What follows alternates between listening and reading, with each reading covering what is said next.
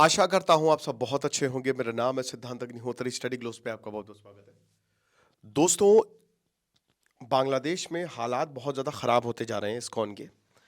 चिन्मय कृष्णदास को पहली बात तो चिटगोंग से बेल मिली नहीं। हम लगातार इस पर बने हुए हैं और अभी 3 महीने पहले इस्कॉन ने चिन्मय कृष्णदास को हटा भी दिया था, निकाल दिया था।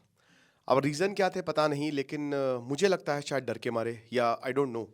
क्योंकि अभी बांग्लादेश में एकाएक, ये तब की तस्वीर है जब बांग्लादेश में रेवोल्यूशन आया था, पूरा मंदिर जला दिया गया था, है ना। तो अभी तो दिक्कतें बहुत ज़्यादा हैं। चिन्मय कृष्णदास को गिरफ्तार किया मंडे को, यानी कि आज उनको प्रोड्यूस किया जाएगा।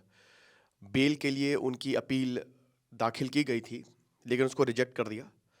और मुझे नहीं लगता कि अब चिन्मय कृष्णदास बाहर आ पाएंगे, क्योंकि सेडिशन चार्जेस, देशद्रोह के चार्जेस उनके ऊपर लगे हैं। तो अब सबसे बड़ी बात है कि आगे क्या। आगे यही है कि बांग्लादेश एक खतरनाक, एक अंधे युग में डूब गया है। आप समझ रहे हैं, बांग्लादेश के हालात बहुत ज़्यादा ख़राब है, लेकिन आपके हालात सुधर जाएंगे। आज शाम को हम क्लास करेंगे हाउ टू कंकर दी वर्ल्ड पार्ट 2। तो आप हमारे चाणक्य नीति के कोर्स को अवेल कर सकते हैं। तो अब बात इतनी सी है कि अभी क्या हुआ।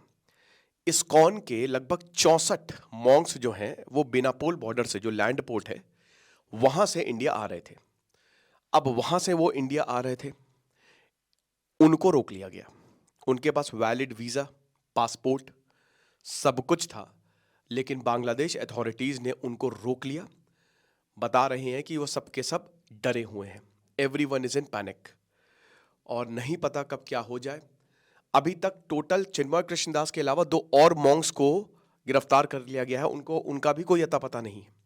तो स्पोक्स पर्सन ने यही बताया है कि जो ब्रह्मचारी हैं, 63 ब्रह्मचारी, वो भारत में जा रहे थे, बॉर्डर क्रॉस कर रहे थे, सारी परमिशन थी, वीज़ा था, सारा कुछ था, एक एक डॉक्यूमेंट उनके पास था, लेकिन उसके बावजूद उनको रोका गया।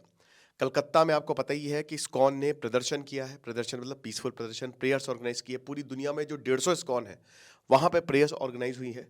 और बस यही है कि किसी तरीके से बांग्लादेश ये काम करना बंद करे। एक अंधे युग में चला गया है, हिंसा हद से ज़्यादा हो रही है। पाकिस्तान का शिप जो है वो डॉक किया है यहाँ पे। पहली बार ऐसा हुआ है कि पाकिस्तान का कार्गो बांग्लादेश में आए, फिर पिटेंगे। पाकिस्तान को फिर पीटेगा, आप देख लीजिएगा, है ना। फिर इनको मारेगा। नंगा किया था ना, जैसे बांग्लादेशियों को पूरा नंगा करके दौड़ा दिया था। हालात इतने, वो तो हम लोग थे जिन्होंने इनको बचाया, लेकिन फिर वही हालात ऐसा लग रहा है कि इनके होने वाले हैं। वॉयलेंस होती जा रही है, वो रुकने का नाम नहीं ले रही है, और कोई आवाज़ वहाँ पे बना नहीं है। दिक्कतें बहुत ज़्यादा हैं। तो अब इतनी चीज़ है, तो फिर से अभी यहाँ पे 2 और मॉन्क्स को गिरफ्तार कर लिया गया।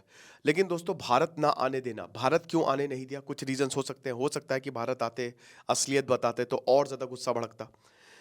हो सकता है कि भाई इनका सीधा सीधा यही है कि अब एक बांग्लादेश को धार्मिक ही राज्य बनाना है। तो हम नहीं, क्योंकि देखिए बाहर जा तो सकते ही है ना आप जाने में कौन रोकेगा अगर आपके पास सारे वैलिड डॉक्यूमेंट्स हैं। बस एक ही चीज बताएगी कि बांग्लादेश ने इनको इसलिए रोका है, सस्पिशियस एक्टिविटीज की वजह से। कुछ संदेह पूर्वक, कुछ ऐसा जो कि एंटी नेशनल या पता नहीं क्या, कोई सस्पिशियस एक्टिविटी ये कर रहे हैं, जिसकी वजह से इनको रोका गया है। अब कौन सी सस्पिशियस एक्टिविटी कर रहे हैं, कौन सी ऐसी पूजा हो रही है? पूजा काश ऐसी होती कि श्री कृष्ण जो है इनका दिमाग ही पलट देते, जो बांग्लादेशी है, लेकिन ऐसा कुछ नहीं हुआ है। कोई सस्पिशियस ब्रह्मचारी 63 मॉन्क्स हैं, ये क्या सस्पिशियस एक्टिविटीज करेंगे?